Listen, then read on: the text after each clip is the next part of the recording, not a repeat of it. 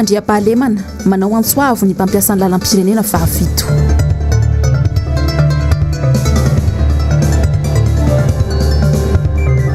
Vaolana amin'ny asandahalo aza atao mivangongo eto an-drenivohitra intsony ny tafika.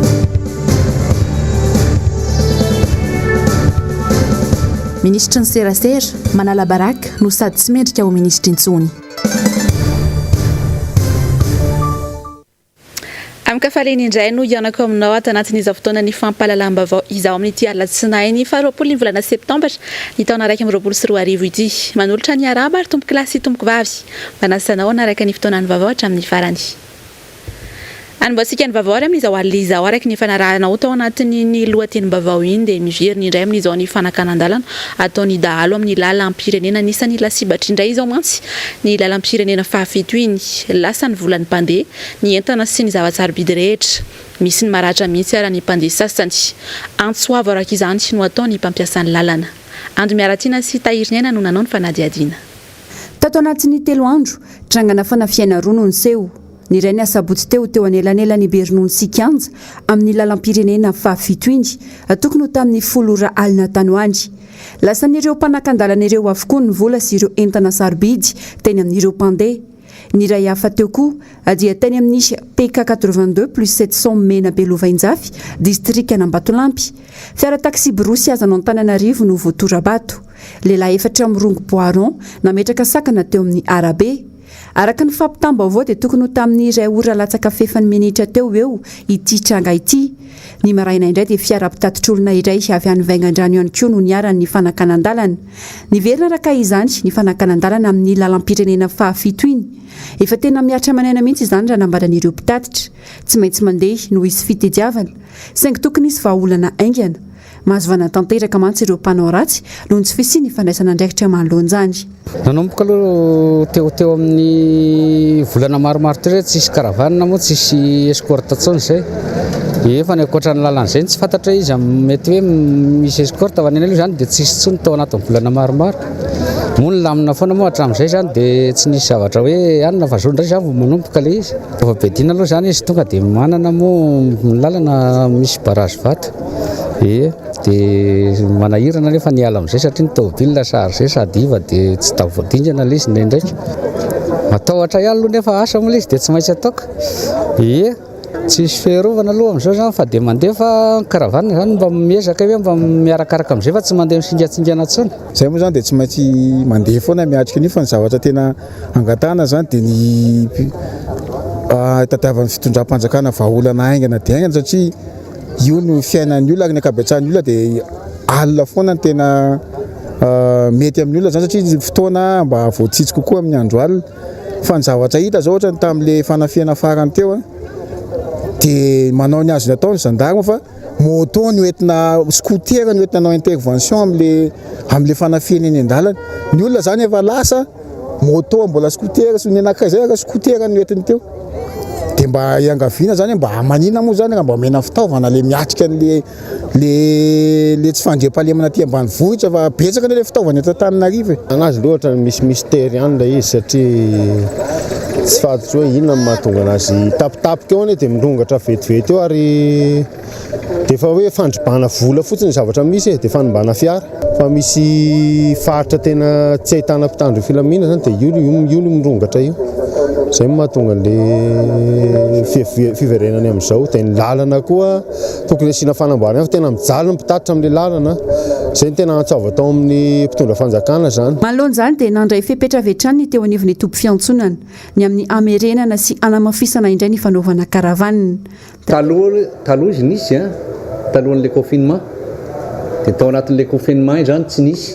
Zao indray zany verina indray tsy fandray-pahalemana eny an-dalana. Tsy maintsy andray andraikitra zany zay androany ihany zany zay dia efa andray andraikitra handamina amin'izay ary teny amin'ilay tômôbila avoaka eto amin'ny départ hoe tsy maintsy fampiandry ny andaminana azy angamba dia tsy maintsy ampahafantarana an'ilay mpitandro ny filaminana izy ahay hoe tsisy tômôbila mandeha raha tsy feno ohatra hoe folo ohatran'izany dia alefa. Vahaolana faranjaingana sy maharitra no tadiavina manoloana izao tranga izao.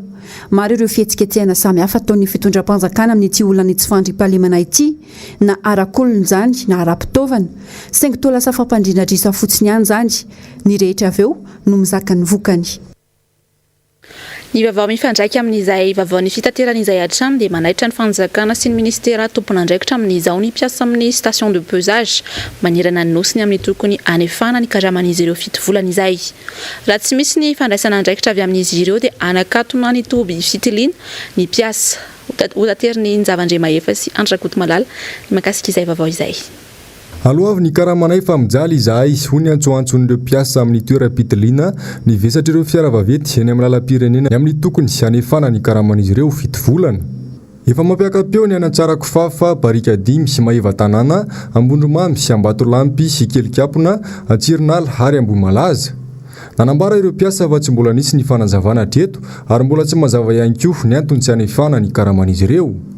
Misy amin'ireo mpiasa no nindram-bola tany amin'ny banky kanefa tsy afaka mamerina izany ka nandalovan'ireo vatany. Misy amin'ireo mpiasa no efa voaroka amin'ny trano nofainy. Ny mpianatra tsy mianatra intsony noho ny tsy fisian'ny vola hiatrehana izany. Mariana fa mampiditra sazy enina tapitry ariary isan'andro makany amin'ny fond routier ny station de pesage ka mampiasa olona maherin'ny 200. Efa feno sora-baventy moa ireo toeram-pitiliana ny vesatra ireo fiara vaventy amin'izao fotoana izao. Mikasa ny anakatona ireo toeram-pitiliana moa ireo mpiasa raha tsy misy ny fanapa-kevitra raisy ny tompon'andraikitra. Tsara manamarika fa ny antom-pisihan'ireny toeram-pitiliana ny vesatra ireo fiara vaventy eny amin'ny lalam-pirenena ireny dia ho fiarovana sy ho fitandrona ireo lalana sy ireo fotodrafitrasa amin'ny lalana toy ny tetezana, lalan-drano no antony voalohany amin'izany. Mety hiteraka loza sy hafasimban'ireo fotodrafitrasa ireo tokoa ny fitonana vesatra mihoatra ny vesatra ambony indrindra voafetra. Antony faharoa dia ny ahafahana manara-maso sy manana totanisa maro-potitra amin'isan'ireo fiara vaventy mifamezivezy eny amin'ny lalam-pirenena rehetra eny. Ahafahana mametraka viana mazava amin'ireo fotodrafitrasa vaovao ilaina fanamboarana na ny fanavaozana sy ny fanatsarana tao amin'ireo efa misy. Trano misa efatra tetsy Ambolokandrina kosa no narodana ny maraina teo tokony tamin'ny dimy ora sy sasany tanoany. Tsy nisy ny fampilaizana mialoha fa avy hatrany dia nesorina tamin'ny toerany raha ny fanazavana voarainy ando miaratina sy tahiriny teny an-toerana. Aterana ny anireto fianakaviana ireto maraina vao mangiran-dratsy dia efa feno mpitandro filaminana miaraka amin'ny vatany sy hanala azy ireo amin'ny toerany. Tsy nisy fampilazana mialoha, mbola teo am-perinasa mampivarotra azy ireo izy ireo no avy hatrany dia nalana sy narodana ny trano fonenana sady fivarotana. Tampoka be ho anay ilay zavatra. En plus izay mbola teo am-perinasa mivarotra moa ny asanay, kafe sy mofo ny asanay. Dia na ny olona nihinana teo aza izany dia ndroadroasina fotsiny ny entanay na tsipitsipina avoaka daholo. Zareo mamotika ny entanay namoaka nanala an'ilay entana tsy mba nisy fiandrasana hoe mba ho tafavoakana ny entanay azany. Nefa tokony ho eny fanjakana sy ny commune no manala anay raha tokony ho izy fa tsy olon-tsotra. Dia nefa olon-tsotra miady aminay ilay izy dia ilay olon-tsotra nanao an'io démolition io izy na mebaiko ny gendarme nanao an'io. Ny entanay potika, izay ny entana rehetrarehetra mihitsy ny potika. Ny en plus n'izay ny taratasinay ny tribunalinay mbola en cours daholo nefa tsy nandrasana hivaly ny tribunalinay mandeha fa natao ohatrany hoe forcena fotsiny atsokosoko fotsiny tsotr'izao dia tsy nanome anay izy fa baiko ny anay dia izay tsy nasiany taratasy tsy nasiany fampisehoana taratasy sy nisy nininy. Nanomboka ny taona 1970 no efa nananjara ity toerana ity sady nivarotra teto izy ireo raha ny fanazavana. Mangataka araka izany izy ireo nijerena manokana ity raha ity izay tena ampisy fetraka ny goavana amin'ny asa fivelomana. Nanantona tena nivony fokotany izy ireo ny maraina teo ihany nangatam-panazavana sy nijery raha nisy fampilazana manala azy ireo amin'ity toerana ity saingy tsy nisy izany raha ny filazany. Aloha tena mangataka ny fitondram-panjakana mihitsy amin'izao zavatra mahazo anay izao tena tsy rariny. Raha mba zavatra ohatra hoe mantsy mba nisy fampilazana ny fampiomanana tsy nampaninana ihany. Fa plus izay sady tsisy fampiomanana tsisy fitenenana tsisy taratasy manome manamarina an'izay zavatra rehetrarehetra izay. Na dia izany ara dia mba tokony mba misy ihany ny fifampirarana hoe tokony hiala aloha ny olona fa tsy teo am-perinasa ny olona nitapohanao amin'ny andro amin'ny 5 maraina no vazavaza ny anaovana an'ilay olona dia miantso fokotany izay dia fokotany ny teny hoe tsy nanao constatation tany aminy zareo tsy nampilaza tamin'ny fokotany izy. Andrasana araka izany ny toy ny ity raharaha ity. Androany Alatsinainy no nivoaka tamin'ny fomba ofisialy ny lisitry ny nahazo fankatoavana anondrana lavanilina any ivelany. Manodidina ny 700 ny isan'ireo mpandrarana angataka izany fankatoavana izany. Tsy aivina fa 20 ny volana Septambra 2024 teo ny fisokafan'ny fotoana afahana manondrana lavanilina any ivelany. Raha ny vaovao iray farany moa dia miisa 20 ny mpandrarano nahazo ny fankatoavana anondrana lavanilina any ivelany izay. Ho avy eto Madagasikara amin'ity herinandro ity ny vaksiny Sinopharm dose miisa 3 hetsy ankoatra ny AstraZeneca sy ny Janssen izay efa misy eto Madagasikara araka izany dia ity vaksiny novokariny sinoa ity no karazana vaksiny fahatelo ho ampiasaina eto Madagasikara ho fanefitry ny valanaretina COVID-19. Iray amin'ireo asa nasehatra nahita faisana noho ny valanaretina COVID-19 ny tontolon'ny zavakanto eto Madagasikara. Nahato nandritra ny fotoana maharitra mantsy ny fampisehoana an-tsehatra. Tsikaritra tanatin'izany. Tsikaritra kosa nefa fa nahitana fiakarana ireo saram-pidirana. Ando miaratiana sy tahiry aina. Noho ny amiaina ara-pahasalamana dia voaterina janona ny fampisehoana an-tsehatra tao anaty ny fotoana maharitra. Efa manomboka miverina tsikelikely amin'ny sehatra lehibe ireo mpanakanto amin'izao. Raha ny teto an-DRENIVOHITRA dia efa ombiazana ihany ny fiakarana an-tsehatra ho an'ireo mpanakanto. Tsy nasakana ireo mpankafy ny fiakarany vidim-pidirana. Ho an'ny mpikarakara lanonana, tsy afaka mibanjina ny fahefam-mividin'ny mijery manoloana izao vanim-potoana misy eto amin'ny firenena izao. Na mafisiny hatrany fa manana didy ireo mpanakanto sy mpikarakara lanonana toa azy tanteraka fampisehoana manana kalitao tsara sy mendrika.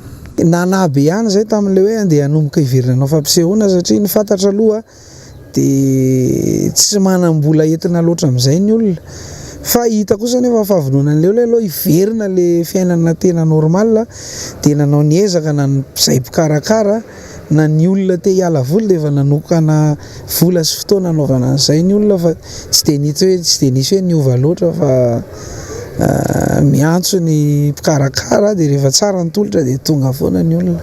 Ny antony voalohany miakatra daholo ny vidiny zavatra rehetra. Raha tsy teny afa-tsy ny hetra aloha momba ny resaka fikarakarana fampisehoana ny sonorisation ato amintsika mety tsara ho za teo. Ny lumière dia misy zavatra tsy ampy ohatra ny anay dia manampy izay dia manofa dia melafo le izy. Ny artiste ihany koa miatrika fiainana koa zareo dia tsy maintsy hoe miakatra daholo zany ny zavatra rehetra dia mba ahafahantsika manatsara n'le tolotra koa zany dia tsy maintsy miakatra kely no vidim-pidirana dia tsaratsara manaraka an'iny koa le zavatra atolotra rehefa avy eo. Eo amin'ny 5-20 isan-jato no niakatra raha ny vidim-pidirana raha 7 arivo izy taloha dia lasa 2 alina izy zao ohatra raha ny Antsahamanitra dia misy indray 5 arivo taloha lasa 7 arivo dia ny Coliseum zao taloha 4 arivo dia efa lasa ny amin'ny 5 arivo indray izy zao. Anisan'ny ilany fampivoarana ny maha-olona iray manontolo ny zavakanto sy ny kolontsaina. Tokony samy azo tombony tsoa lehibe amin'izany avokoa na ny mpanakanto na ny mpanjifa. Eo amin'ny vaovaon'ny fanatanjahantena kosindrary dia tafiakatra amin'ny dingana manaraka ny CFF Andoharany fotsy amin'ny fiadiana amin'ny amboarany CAF rehefa nandresy ny ekipa ny Cowboy Warriors avy ao Zambia omaly. Lalao miveriny izay natao tany Zambia ka nibatany CFF fandresena tamin'ny isa 2-1. Nampiseho ny akingany sy ny fahaiza-manao ny mpilalao malagasy nandritra ny lalao.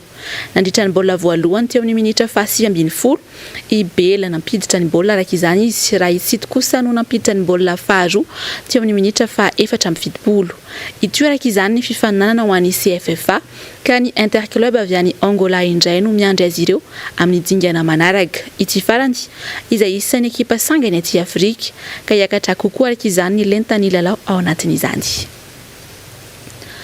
Eo amin'ny maresaka iraisam-pirenena dia samy mbola manao ny fomba rehetra hiadiana amin'ny valanaretina COVID-19 amin'izao ny firenena-dehibe maneran-tany.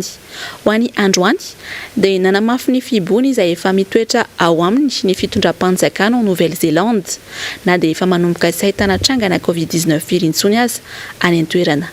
Zavandre Mahefa sy Mathieu Prince.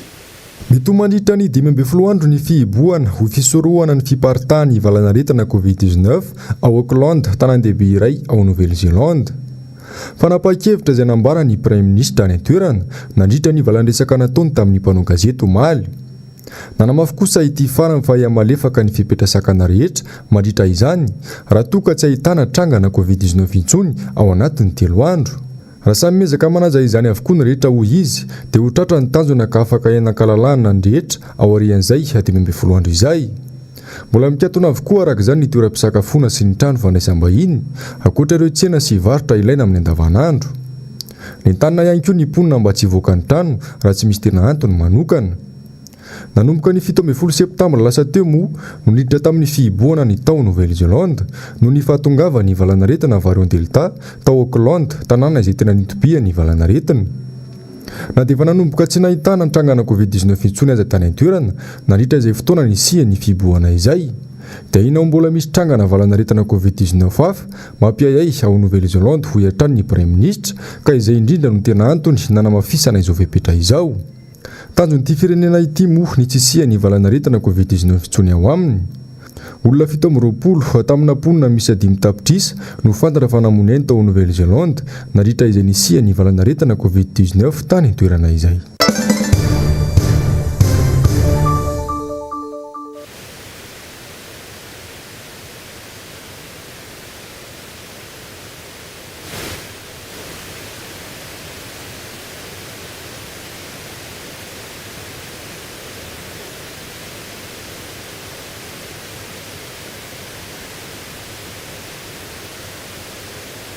Totosa ny sabotsy lasa teo ny etsika ny tanora avy amin'ny antoko tiky Madagasikara izay entina anampiana ireo ray aman-dreny amin'ny fiatrehana ny fidiram-pianatra. Fahombiazana tanteraka ny fihaonana hoy ny député Jerry Andriambolaina. Ary tena nisongadina ny fampitaizana teo amin'ireo tanora ka azo antoka ny hoavy ny firenena hoy izy.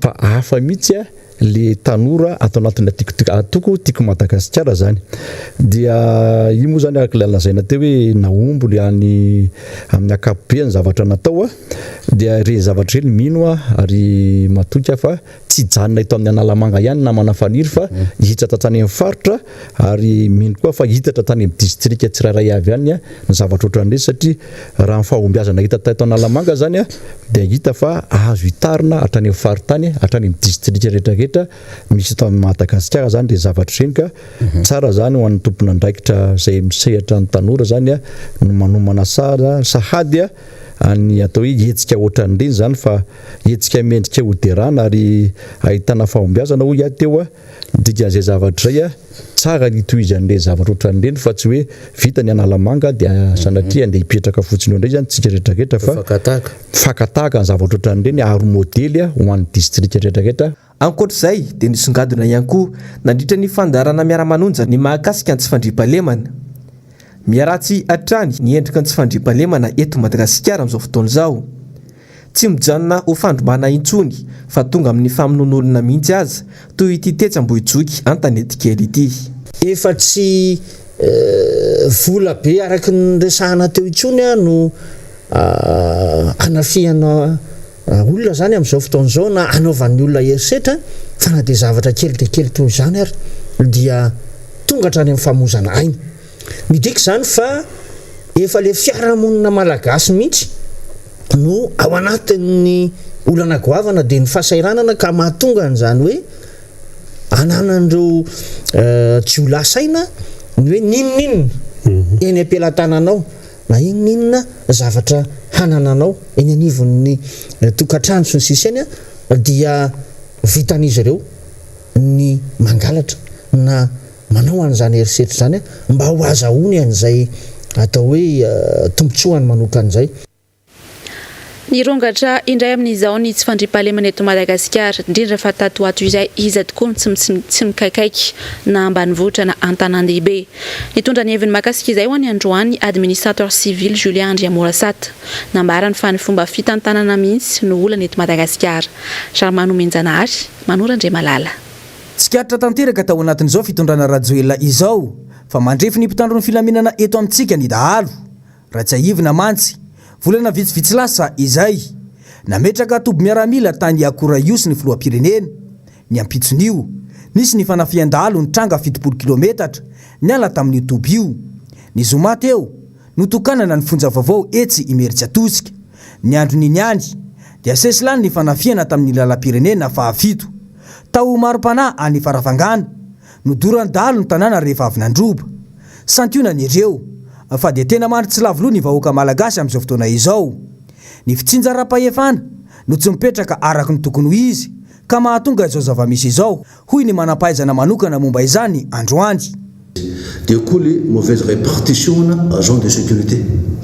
Ianao nge reto Antananarivo grande ville mandalova nge hoe point anankiray fa misy police latsaky ny 5 sa 4 mandeha 1 km fa mbola misy police latsaky ny 5 sa 4 koa mahita gendarme koa nefa eto amin'ny ville eto mialatsiny amin'ny tena zany ilama gendarmerie BDB nefa insécurité nefa any amin'ny ambanivohitra tena BDB mihitsy.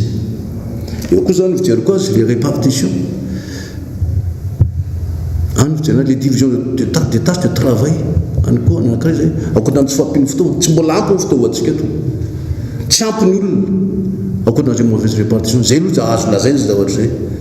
Ianao mametraka détachement autonome de sécurité détachement autonome de atas firmarina ary ny élément apetrako amin'ireny opérationnel ave reny opérant ave reny miasa ave reny détachement reny amin'izao fotoana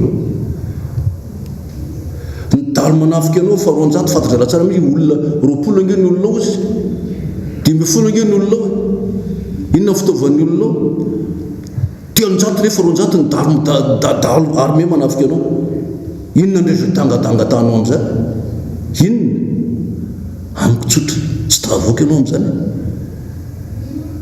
tsy tavoaka anao amin'izany ka responsable tsara mifokon'olona apetro tsara mindrafitra mifokon'olona any amin'ny fokotany any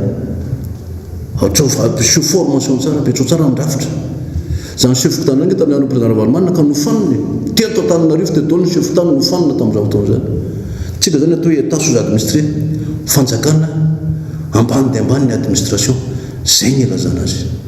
Io sur plan local de sécurité filaza azy PLS plan local de sécurité responsable zay ny vahoaka any amin'ny fokotany misy azy asurafitra mba irahina tsara ny olona any mba misy administration mipetraka tsara misy ny andro maso tokon'olona mampalilo fa tsika tsisy fitaovana tsy voatery fitaovana fa le firesaky napetraka andreo fanjakana mipetraka azy mba mahatsapa ny olona any responsable kolokolo jereo tsara koa. Tsy misy afa-tsy ny fametrahana ny fanomezana fahefana eny fotony any no ahafahana miady amin'ny tsy fandriam-pahalemana ity ho iatrany ny nambarany. Ankoatr'izay dia ilaina ny fanapariahana sy ny fanampiana ireo mpitandro ny filaminana any amin'ireo toerana izay tena ahitana ny asandahalo fa tsy havangongo eto an-drenivohitra fotsiny na atao fandravana ny hetsika sy fitakiana atao ny vahoaka sy ny mpanohitra ihany ho iatrany ny nambarany. Anangana ny akademia ho an'ny diplomaty eto Madagasikara ny ministry ny raharaham-bahiny araky ny nambarany. Maro kosa ny ayamo momba izany hoy ny administrateur civil Julien Andriamoasata Atrandy. Charmano Menjanahary sy Manorandre Malala. Ny 10 Septambra lasa teo dia nanambara ny ministry ny raharaham-bahiny Patrick Rajoel fa ahafahana mampamiratra ny hoavin'ny Madagasikara eo amin'ny sehatra iraisam-pirenena dia atsangana ny atao hoe club d'excellence sy ny akademia diplomatika ho an'ny Madagasikara. Mipetraka ny fanontaniana tsy atokisana ve ny sekolim-panjakana amin'ny sanany fitantanana asa-panjakana na ny ENAM izay namolavola ireo diplomaty malagasy tsy mifanaraka amin'ny filanina amin'ny fifandraisana any ivelany ve ny lalam-piofanana eto amintsika. Aloha nge mijery ny existant aloha zay tokoa ny zavatra tena important be zay jerena ny zava-misy dia iny ny hatsaraina iny ny ampiasaina fa tsy manao vaovao ianao fa tsy manao zavatra taitaitra ohatran'izany dia tonga dia andehanao an'izao andehanao an'izao jereo nge zao ny INTH Institut National de Tourisme eto Madagasikara eto amintsika eto mba mandarova fa lasa potika ilay izy tsy mivoatra tsony reny ny existant reny misy reny amboarina tsara reny jereo tsara ny lycée technique na Pefolo mandalova ianao any dia hitanao tsara zany lycée technique na Pefolo zany zay nanao ny azy tamin'ny fotoana Marc Ravalomana sako ny teny azy aiza hoaiza izy amin'izao fotoana zao zay ngamba ny tiako kely mba tenenina le hoe jereo fa ny existant hatsarao manao investissement productif fa aza manao an'io reo tompoko fa tena mahatra le firenena malagasy tsy fanaovana zavatra manataitra sy manoatra an'io akory ny ampandroso an'ity firenena ity. Inona moa ny anankiray monsieur Nam école nationale d'administration de Madagascar afaka manofana mpiasa-panjakana ambony afaka manofana ihany koa na tsy mpiasa-panjakana manofana olona manam-pahaizana mikasika an'izany. Ianao ny mijery tsy mandeha ny diplomatie. Za zao gaga nisy promotion agent diplomatique consulaire tao amin'ny anamba tamin'ity. Nefa ianao maiky fa anao école na diplomatie. Nisy recrutement vie tamin'ity agent diplomatique consulaire antanio. Tsy misy zany. Tsy priorité aminao zany le izy ny dikan'izany. Nefa ianao anangana académie na diplomatie. Jereo tsara zavatra zay. Ny existant aloha ampiasao satria tsika mbola tsy manana fitaovana mbola manarany tsika raha izay zavatra zay ny tsara an'alizy. Fa ny investissement vola am-palatanao jereo tsara ny fampiasana azy fa tena mbola ianao milaza fa manam-bola be sa tsy mila an'izany. Zay igany tsika amin'izao fotoana zao. 90% budget tsika inga mbola financement extérieur. Mbola vola avy any ivelany mampandeha azy no de financer eto amintsika eto. Betsaka no ahihina ho an'ity administrateur civil ity. Maro ihany koa ireo mpanara-baovao no manambara fa sao isy endrika kolikoly sy bizina vaovao ny fananganana izany akademia izany. Sa tiana ofezina ny ministera ndrarambahiny indrindra amin'izao akatoky ny fifidianana 13 izao. Andrasana izay hevitr'ireo syndicat ny ministera ndrarambahiny sy ireo administrateur civil manoloana izany. Ny azo ambara aloha dia voatohitohina tanteraka ny fiandranam-pirenena. Makasika ny teny Andrejoela Tanita sy nandritra ny fitokanan'ny fotodrafitrasa tao an-toerana dia mpanao politika iray androany no nanio ny heviny makasika izay. Nambarany azy fa tokony sa ilaza ny filoham-pirenena fa fitoizan-draram-panjakana no ataony amin'izao fotoana izao. Charmano Menjanahary, Manorandre Malala. Hoy ny filoha Rajoelina tany itasy ny faran'ny herinandro teo. Efa jampany fankahalana izay tsy mahita ny asa ataontsika. Iza nefa no tsy mahalala. Fa ireo sy 100,000 asa goavana misy nandritra ny rotaona ny itondrany dia fanoizana ny asan'ireo fitondrana ny fanesy. Efa betsaka ny ampamoaka sy ny fanehoana profo nataon'ireo mpanara-baovao sy ny olona efa nitazona andraikitra ambony teto amin'ny firenena momba izany. Hatreto tokoa mantsy dia tsy tazana ny fanatanterahana ny vina IEM izay nidradradradrainy nandritra ny fampielezan-kevitra anka ny asany teo aloha izay tohizany no lazainy fa asa tanterahiny ankehitriny. Tsy tokony ahamenatra ny filazana fa asany teo aloha no tohizany hoy ny mpanao politika. Fitokanan-javatra tena ianao teo continuité de l'État zay ny zava-misy amin'izao ary tsy tokony ahamenatra zany. Raha za aloha zany ny filoha républicain teo dia zay tsara natao amin'ny teo aloha tohizana fa zay ratsy arenina dia milamina tsika eto. Ka amiko zany dia miverina amin'le résolution tamin'ny 23-24 août zany zay tery amin'ny bypass hoe tokony ametra-pialana zany na tsy maintsy mametra-pialana ny filoha république rehefa tsy navita an'ilay contrat ny EM satria igny ane contrat programme anisan'ny tena nitiavan'ny vahoaka azy hoe velim-panantenana fa misy an'izany zany azonao. Ka izay zavatra zay zany mbola miverina teo amin'le resaka hoe raha sy tanteraka ny contrat programme zay ny fanarahana tamin'ny vahoaka izy rehetra mihitsy ane ao anatin'ny EM io. Donc zany rariny zany raha mitaky ny fametra-pialana tsy ny mpanohatra rery ihany tsy ny avaty rery ihany fa reo vahoaka mody tsy miteny reo majorité silencieuse reo dia fa izay ny menimen'ny vahoaka ena ekena daholo ihany zany hoe nisy coronavirus ekena zany fa zany kosa sy midika hoe dia tsy zava-bita mihitsy anao eto zany. Ny fanaovana fotodrafitrasa ao dia asan'ny administration mpanjakana magneran-tany olova ho an'ny taranaka faramandimby. Tsy midika ho fankahalana ny fanoherana ho hiatrany ny nambarany ity mpanao politika ity fa sampana iray efa mipetraka ao anatin'ny lalam-panondrenana malagasy ny fisiny antoko-panohitra. Tokony aiky ny filoham-pirenena fa tsy misy tanteraka ireny nampanantenainy fa tsy tokony amita-bahoaka tahaka ireny. Eo amin'ny pejy ny serasera sy ny asa fanaovan-gazety kosa indray ary dia nitondra ny heviny makasika izay ho any androany ny mpanao gazety Fernand Selo nambarany fa manala baraka ny mpanao gazety ny fiatsika ny ministra ankehitriny mbola manamafy ny fitaky ny fialany ity ministra ity ihany koa moa ny tenany ary manamafy ny fangatany OGM tany Antsirabe. Charmano Menjanahary, Manorandre Malala. Simba sy afabaraka ny asa fanaovan-gazety hoy Fernand Selo noho ny ataony ministra Lalatina Rakotondrazafy. Tsy vao androany no nahenona fietsika tsy mendrika ataony ity ministra ity saingy ny mahagaga hoy izy dia tsy samy teny sy manala azy amin'ny toerany mihitsy ny filoham-pirenena. Tsy mbola nisy teto Madagasikara ka ministera no mitsabaka amin'ny asany ho lavitra raha tsy tamin'ity ministra ity. Teo ihany koa ny fikasana itoro gazety malagasy izay namoaka vaovao momba azy kanefa dia izy no ministra miainy ny mpanao gazety. Ankoatr'izay ny fanehoany fa azy tanteraka izao fitondrana izao. Heritaona lasa zay misy scandale be iny teny amin'ny rokady ny lehibenao nefany dia mpitondra teny ny gouvernement zao ndray a raha teny Ambatobe tsika tsy lazany zay fiainana ihany aloha fanjavanisy ny préfecture Antananarivo nanambarina fa nisy bobasy teny olona milalao basy efa nandraisana fepetra ve ary en même temps sady mandrahona général le olona no mandrahona anagadrapitsara anala général amin'ny asany de mandrahona fa anagadrapitsara amin'ny asany mazava be le zava-misy ankehitriny tena mizarazara mpanao gazety voalohany faharoa ny politisien ramatoa ministre tanteraka ny tontolo ny asa fanaovana gazety akoatra ny scandale zay mitranga etseroa mazava ny tanjon'ny ministry ny serasera amin'ny zava-mitranga izao dia ny fametrahana indray ny olony ao anatin'ny genie tsara ho marina nefa hoy izy fa efa saika olony antoko izay tariny ramatoa ministra avokoa no mitazana ny ainao manjery mpanjakana any amin'ny faritra zao le brono lafitra nataony 3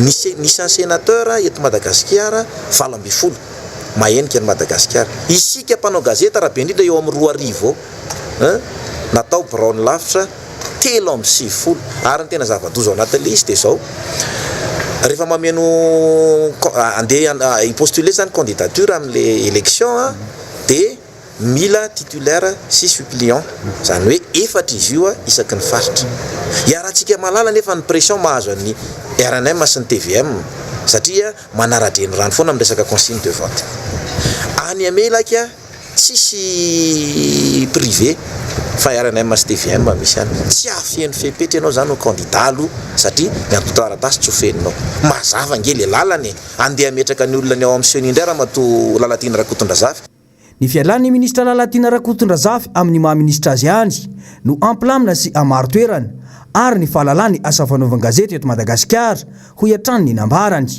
io izay efa notakiny OGM na ny olafitry ny mpanao gazety nandritra ny fivoriana izay natao tany Antsirabe ny herinandro teo eo amin'izay vaovao ny asa fanaovana gazety izay hatrany dia navoaka tamin'ny fomba ofisialy androany tetsy anosy ny boky mirakitra voambolana ahafahan'ny mpanao gazety manatsara ny fomba fikirakirany vaovao mahakasika indrindra ny famarinan'olona antsokosoko andy miaratina sy tahiriny aina rongatrary miamaratrany ireo teratany malagasy miondrana antsokosoko any ivelany hitady asa mety teradoza nefa ny tsy fananjana ny lalàna amin'ny feny asa sy ny tsy fahafantarana ireo antanatohatra ny anivon'ireo firenena na orinasa mandray mpiasa any ivelany maro ireo efa nitondra takaitra vokatra izany isan'ireo firenena efatra hitrangan'izany kanefa mbola be mpiondrana ny any Liban, Koweït, Arabie Saoudite ary Chine tsy tokony anatao foana raka izany ny rehetra efa mila mailo sy mahafantatra ny tena zava-misy mariny mahakasika ny asa tao sy ny fiatrian'izany tsy misy manakana ny fivoahana hiasa ny velany fa kosa rehefa mivoaka